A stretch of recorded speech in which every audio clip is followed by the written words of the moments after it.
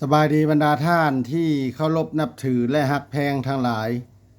มื้อนี้พ่อใหญ่แก๊สสิมาอ่านประมวลกฎหมายแพ่งปี 2018 มาตรา 177 ขั้นตอนการพิจารณาการหย่าร้างตามคำตัดสินของศาล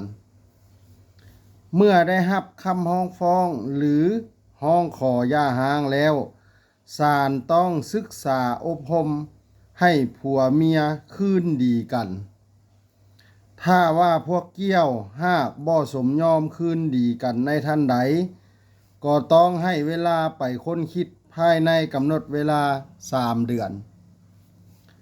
ภายหลังที่ผัวเมียหากได้ค้นคิดและบ่ตกลงคืนดีกันแล้ว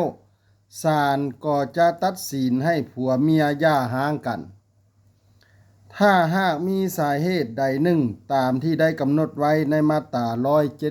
176 ของประมวลกฎหมายฉบับนี้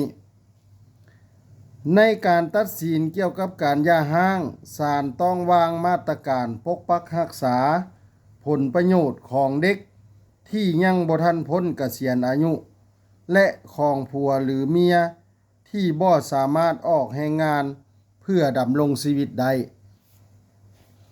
ภายหลังที่ศาลได้ตัดสินหย่าร้างแล้วต้องสำเนาคำตัดสินที่ใช้ได้อย่างเด็ดขาดแล้วส่งให้เจ้าหน้าที่ทะเบียนครอบครัวเพื่อจดทะเบียนการหย่าร้างแล้วมอบใบยั่งยืนการหย่าร้างให้คู่ผัวเมียผู้ละฉบับถ้าถึกใจให้กดไลค์กดแชร์กดติดตามพ่อใหญ่แก๊สหน่อยเด้อถ้าอยากให้พ่อใหญ่แก๊สอ่านกฎหมายหยังมาตราใด